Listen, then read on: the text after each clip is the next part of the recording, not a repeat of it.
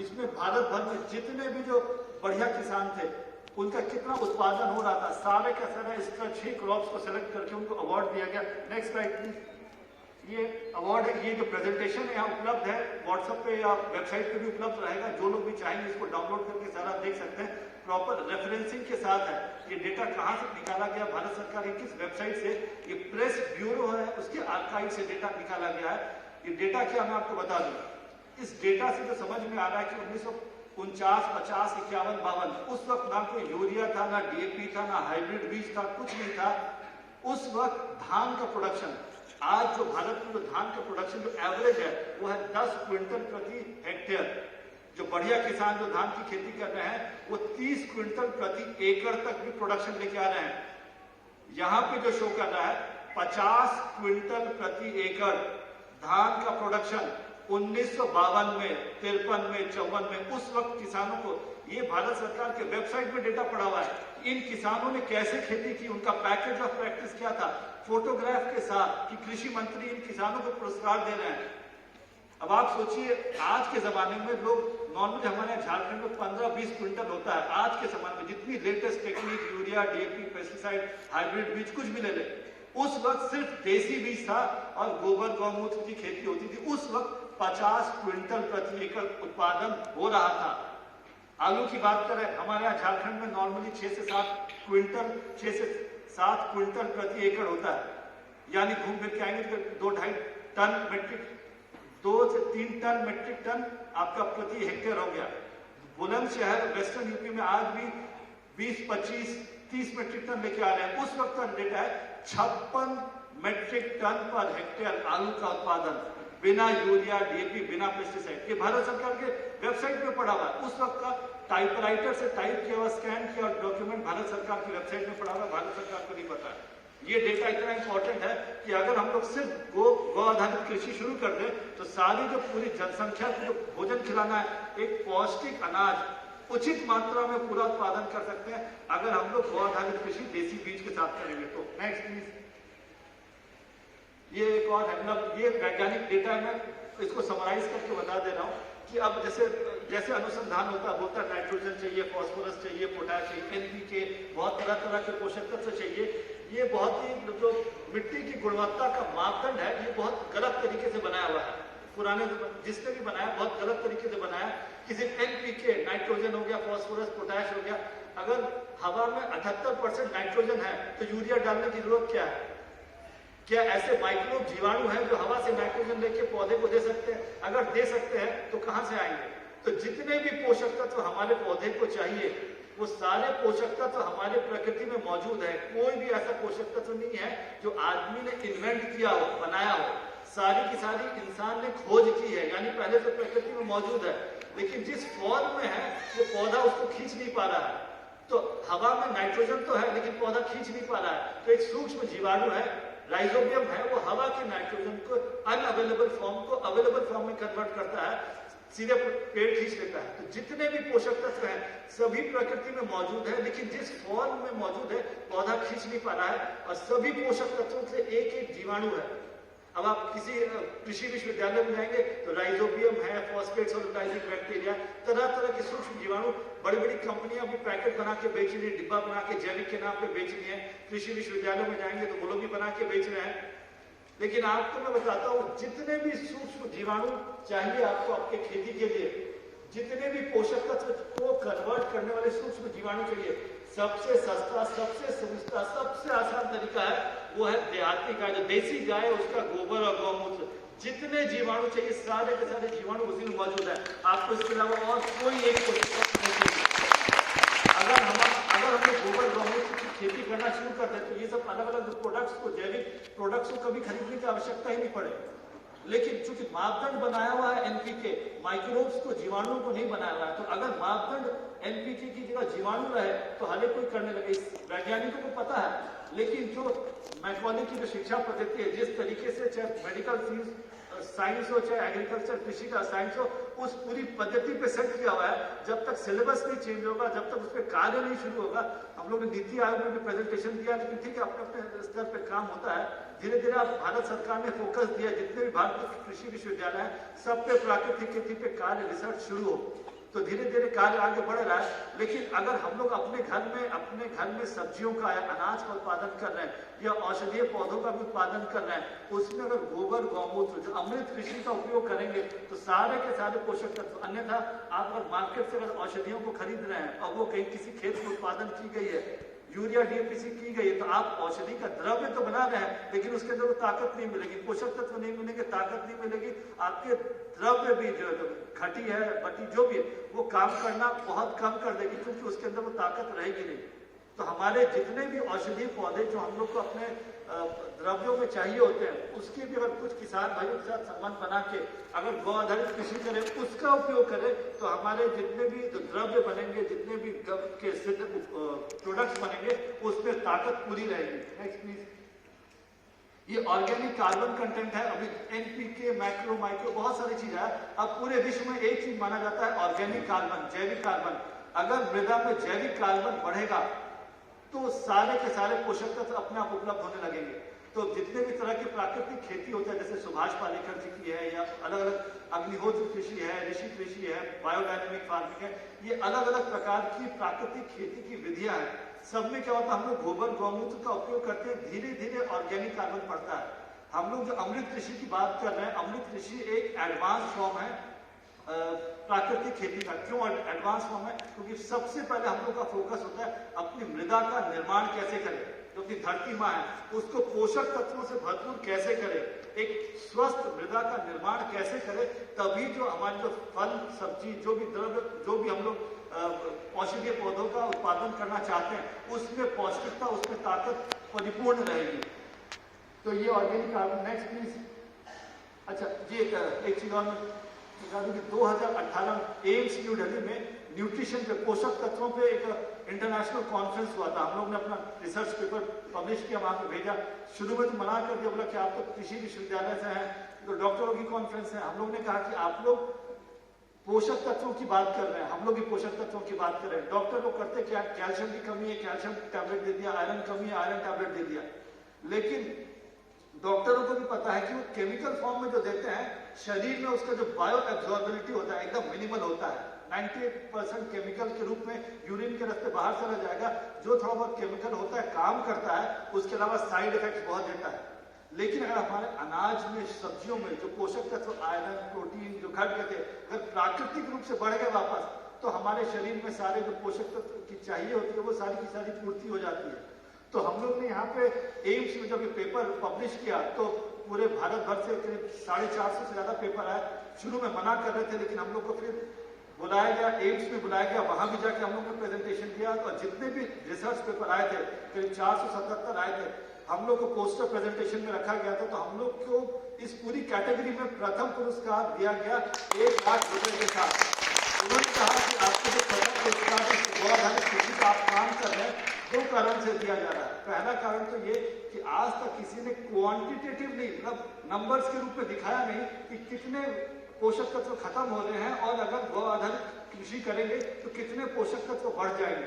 ये आज तक किसी ने, जो कि कॉमन सेंस से कोई भी कर सकता है, लेकिन किसी ने किया नहीं। दूसरा चीज, एक चीज और जो इंपॉर्टेंट चीज उन्होंने बताया, वो बताया कि विटामिन B12, जो विटामिन B12 है अभी सिर्फ जानवरों से, गौ माता के उत्पाद से भी मिलता है और भी जानवरों के उत्पाद से मिलता है, लेकिन पौधों में कहीं नहीं आता है। लेकिन हम लोग जो अमृत कृषि जो कर रहे हैं उसके अंदर सारे अमृत कृषि के उत्पाद में विटामिन B12 भी आ रहा है। तो डॉक्टर सब आश्चर्यचकित थे कि विटामिन B12 अभी पौधों से कैसे आ रहा है, जबकि कोई हार्मोन का, किसी केमिकल का, किसी हाइब्रिड किसी चीज का इस्तेमाल नहीं किया। सिर्फ हमारे पुराने देसी बीज और गौ आधारित गोबर गौमूत्र की खेती और उसके अलावा कुछ नहीं। तो अगर इस चीज को करेंगे तो एक बीज में जितनी भी एक शक्ति है, जितने भी पोषक देने की शक्ति है, उसको समाहित करके आपके लिए उत्पादन पौधा करेगा। नेक्स्ट। तो वो रिसर्च पेपर था जो हम लोग ने एम्स में पब्लिश किया था, जिसका अवार्ड मिला था। अब अमृत कृषि के बारे में बात कर रहे हैं। अमृत कृषि है क्या? इसमें 2 भाग होता है, एक है अमृत जल, दूसरा है अमृत मिट्टी। अमृत जल बहुत सिंपल आसान होता है, गोबर गौमूत्र का घोल होता है। 1 किलो गोबर, 1 लीटर गौमूत्र, 50 ग्राम गुड़ और 10 लीटर पानी। मतलब हम लोग जो देंगे वेबसाइट में, अभी देंगे वेबसाइट में सारा डिटेल रहेगा, वीडियो भी रहेगा कैसे बनाते, क्योंकि हम लोग तो कृषि विश्वविद्यालय में जो एग्रीकल्चर के स्टूडेंट, कृषि के छात्र हैं, उन सबको इनफैक्ट आशय मुझे है कि जैसे एक कक्षा में 70 बच्चे पढ़ते हैं, 70 में से 2/3 महिलाएं हैं, लड़कियां हैं, और पुरुष लड़के सिर्फ 1/3। मतलब लड़कियों में इतना इंटरेस्ट है कृषि को लेके, 2/3 लड़कियां हैं। लेकिन कभी कभी होता है कि गोबर नहीं छुएंगे, गौमूत्र नहीं छुएंगे। तो हमारे यहाँ तो जब अमृत जल बनता है, गोबर गौमूत्र से सबका रोल नंबर वाइज बैठा के सबको 1-1 किलो गोबर देके अपने हाथ से गोबर को 20 के, गौमूत्र को 20 के, सबको अमृत जल बनाना सिखाया जाता है। बनाना बहुत सिंपल है, जैसे जीवामृत है उसी तरह से है, लेकिन इसमें हम लोग दाल का पाउडर नहीं मिक्स करते हैं। जीवामृत और अमृत जल में अंतर है, हम लोग दाल का पाउडर नहीं डालते हैं। वो नहीं डालते, उसका भी कारण ये है कि अमृत कृषि का जो महत्व है, जो सोच है कि न्यूनतम लागत में मैक्सिमम बेनिफिट क्या हो सकता है। तो अगर आप छोटे से एक्सपेरिमेंट में थोड़ा सा दाल पाउडर डालेंगे उसका कोई वैल्यू नहीं, लेकिन अगर किसान लार्ज एरिया में, बड़े क्षेत्र में अगर बार बार अगर बनाना पड़ेगा अमृत जल या जीवामृत, तो उसके अंदर दाल पाउडर भी ज्यादा मात्रा में लगेगा, तो उसका भी एक मूल्य होता है। तो जब बिना दाल के पाउडर के इतना बढ़िया रिजल्ट आ रहा है, तो दाल पाउडर भेज के हमको लैब में एक्सपेरिमेंट तो कराना नहीं है। 99.99% एफिशिएंसी, हमको 90% एफिशिएंसी भी काम करेगा, मेरा काम करेगा। तो इसलिए हम लोग अमृत जल में सिंपल गोबर, गौमूत्र, गुड़ और 10 लीटर पानी का इस्तेमाल करके हम लोग बनाते हैं। वेबसाइट पे सब दिया हुआ है, किसी को और विशेष जानकारी चाहिए होगी उपलब्ध हो जाएगी। दूसरा भाग है अमृत मिट्टी। ये अमृत मिट्टी के कारण ही अमृत कृषि बहुत फेमस हुआ है, बहुत प्रसिद्ध हुआ है। अमृत मिट्टी में हम लोग करते क्या है, जितने भी कचरे होते, जो जैविक पदार्थ होते, सूखे पत्ते हैं, पुआल है, कोई भी चीज है, जितने भी अवशेष बचते हैं आपके सब्जियों के, जब सूखे होते हैं, सबको इकट्ठा करके उसका ट्रीटमेंट होता है गोबर गौमूत्र से। 4 महीना लगता है मिट्टी को बनने में, मतलब पूरा एक साइकिल टाइम होता है। सिंपल, बहुत आसान है। मैं अभी उतना समय नहीं है कि पूरा डिटेल समझाऊंगा। जिसको भी चाहिए वेबसाइट पे, यूट्यूब पे बहुत कुछ उपलब्ध है। सीखना चाहें, जानकारी चाहिए, मैं अगले 2 दिन भी यहीं पे हूँ, यहाँ भी बातचीत कर सकते हैं। बहुत सिंपल, आसान है। उस मिट्टी को बनाने में 4 महीना लगता है। लेकिन अगर एक बार मिट्टी को बनाने के लिए आपके खेत में जितने भी वेस्ट मटेरियल उपलब्ध हैं, सूखे पत्ते हैं, पुआल है, जितने भी अवशिष्ट है, जितने भी सब सारे को इस्तेमाल करके आप बनाएंगे गोबर गौमूत्र से ट्रीटमेंट करके, और एक बार जब बना लेंगे, उस मिट्टी की ताकत यह है कि सारे पोषक तत्व, मतलब सोचिए जर्मनी की गवर्नमेंट उस मिट्टी की ताकत को देख के आ रही कि ये रिसर्च है क्या, एक बार मिट्टी का निर्माण कर दे। लेकिन मेहनत तो लगती 4 महीना। अब मेहनत करेंगे तो इसका फायदा क्या है। नेक्स्ट, ये कुछ बिरसा मुंडा केंद्रीय कारा है। वहां पे हम लोग ने जो हमारे जो कैदी भाई बहन है, उनको भी हम लोग ने बहुत जगह अमृत कृषि का ट्रेनिंग दिलवाया, ताकि जब बाहर निकले तो उनको एक स्किल रहे, ताकि वो प्राकृतिक खेती अपने साथ कर सके। नेक्स्ट, अच्छा हाँ, लाभ कि मतलब 4 महीना कोई भी सोचेगा आराम से जीवामृत बनाते काम करते हैं, इसमें हम लोग 4 महीना समय क्यों दें। हालांकि रोज नहीं देना है समय, सप्ताह में 10 मिनट का समय देना है, उससे ज्यादा नहीं देना है। लेकिन क्यों समय दे, 4 महीने तक इंतजार क्यों करें। तो इसके लाभ क्या है। पहला लाभ तो ये कि एक बार अगर आपकी मिट्टी का निर्माण हो गया, एक बार अगर आपने मिट्टी का निर्माण कर लिया, तो मिनिमम कम से कम 15 से 20 साल तक आपको अपने खेत में किसी भी प्रकार का कोई भी खाद या कीटनाशक की आवश्यकता नहीं पड़ेगी। जैविक खाद, जैविक कीटनाशक भी नहीं डालना, कुछ नहीं डालना। एक बार मिट्टी का निर्माण कर लिए तो 15 से 20 साल। मैंने गुरुजी से अपने पूछा कि 15-20 साल क्यों, 10 साल क्यों नहीं, 30 साल क्यों नहीं। उन्होंने सिंपल कहा कि अगर कोई भी आदमी 15-20 साल तक मेंटेन कर लिया तो आगे हमेशा के लिए मेंटेन कर लेगा, उसको फिर आगे जरूरत नहीं पड़ेगी। तो इसका अर्थ होता है कि एक बार मिट्टी का निर्माण कर लिए तो दोबारा खेत में मिट्टी के निर्माण की आवश्यकता पड़ती नहीं है। ये पहला फायदा है अमृत मिट्टी का। दूसरा फायदा है कि आप देखेंगे कि नॉर्मली कोई भी रासायनिक खेती से जैविक खेती में जाता है तो प्रोडक्शन गिर जाता है। अब कॉमन सेंस है कि भैया जब हम लोग अच्छा चीज दे रहे हैं, पौष्टिक तत्व दे रहे हैं, गोबर गौमूत्र दे रहे हैं, तो फिर उत्पादन क्यों गिर रहा है। तो इसमें इसका जो उत्तर है, उत्तर ये है कि जिस मात्रा में चाहिए उस मात्रा में हम लोग उसको दे नहीं पा रहे हैं। जितने हम लोग ने इतने सालों में रसायन डाल मतलब 1 क्यूबिक इंच अगर मिट्टी की बात करें तो इसके अंदर करोड़ों की संख्या में सूक्ष्म जीवाणु होता है। हम लोग ने रसायन डाल डाल के करोड़ों की संख्या से घटा के हजारों की संख्या पे हम लोग लेके आ गए हैं। इसलिए मृदा इतनी अनफर्टाइल, इतनी बंजर होती जा रही है। तो मिट्टी का गुणवत्ता का मापदंड उसके अंदर कितना सॉइल में माइक्रोबियल डेंसिटी और डाइवर्सिटी, सूक्ष्म जीवाणुओं की संख्या और कितनी भिन्नता है। जितनी ज्यादा भिन्नता रहेगी उतने अलग अलग प्रकार के पोषक तत्व वो सूक्ष्म जीवाणु पौधे को उपलब्ध कराएंगे। तो इसका जो सबसे बड़ा फायदा अमृत मिट्टी का ये भी है कि पहली फसल से अगर एक बार आपकी मिट्टी बन गई तो आपके आजू बाजू में कोई भी किसान हो, कोई भी हाइब्रिड बीज, यूरिया, डीएपी कुछ भी लगाया हो, अगर आप अमृत मिट्टी में खेती कर रहे हैं तो आपका उत्पादन उनसे हमेशा ज्यादा आएगा, कभी भी उनसे कम नहीं आएगा। और जो रासायनिक खेती करते हैं उनका देखिएगा धीरे धीरे उत्पादन गिरता है, यहाँ उल्टा होता है, धीरे धीरे उत्पादन बढ़ता है। जैसे जैसे हम लोग की मिट्टी और मृदा स्ट्रॉन्ग होती जाएगी, मजबूत हो जाएगी, उत्पादन धीरे धीरे और बढ़ता जाएगा, यहाँ उल्टी गिनती चलती है। इसमें ठीक है, फसलों की उत्पादकता की बढ़ोतरी। एक चीज और है, बिना जुताई की खेती, जीरो टिलेज फार्मिंग। यहाँ पे एक बार आपने मिट्टी का निर्माण कर लिया तो कभी भी आपको खेत में जुताई करने की आवश्यकता नहीं पड़ेगी।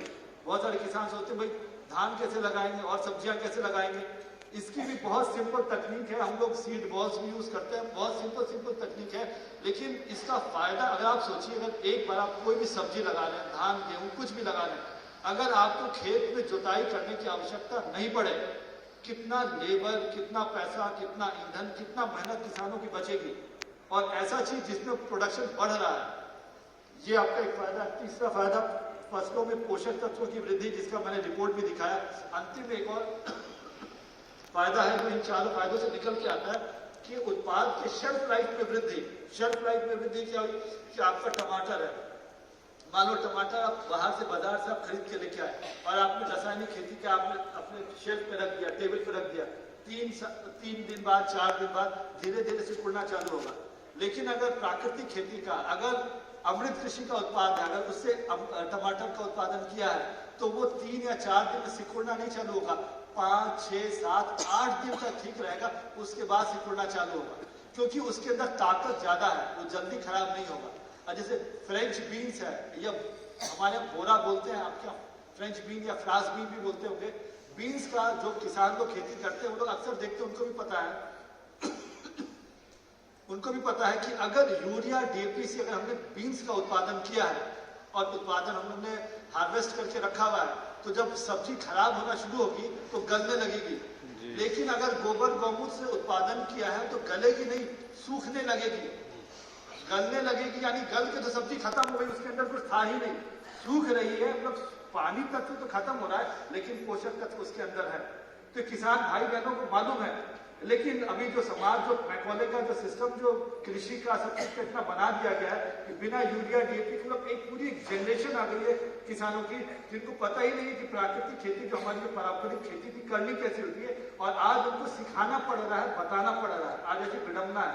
लेकिन बहुत सारे लोग हमारे देश में हैं जो इसके एक्सपर्ट हैं और आगे काम भी कर रहे हैं। नेक्स्ट, ये कुछ जैविक पोषण वाटिका है, इसको गंगा महामंडल हमारे गुरुजी ने नाम दिया था। उन्होंने कहा था कि एक गंगा, एक आदिवासी महिला का नाम था, जिन्होंने इतना एफिशिएंट मॉडल डिजाइन करके दिया था। ये 15 फीट के रेडियस में बनता है ये, और एक पूरे परिवार अर्थात 4 से 5 वयस्क और 2 से 3 बच्चे, यानी 6 से 7 लोगों का साल भर का जो भी सब्जी का रिक्वायरमेंट है, पूरा का पूरा सब्जी का रिक्वायरमेंट ये 15 फीट के रेडियस से आ जाएगा। आपको किसी भी दिन मार्केट से एक भी पैसे का कोई भी सब्जी खरीदने की आवश्यकता नहीं पड़ेगी।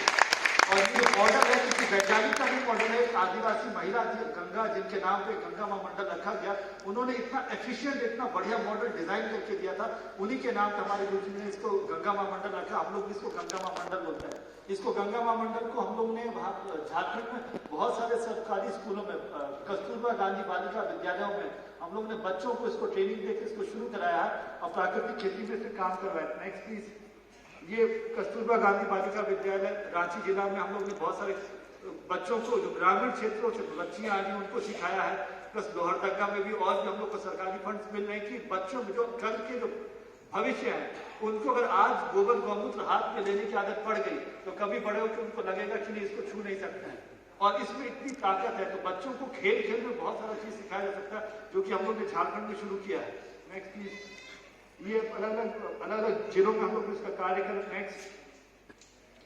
नेक्स्ट, ये और भी यूट्यूब में बस इतना ही है। और अगर किसी का कोई प्रश्न है तो इसका जानकारी वेबसाइट पे सारी डली रहेगी, और इसके बारे में कोई विषय तो इतना लंबा है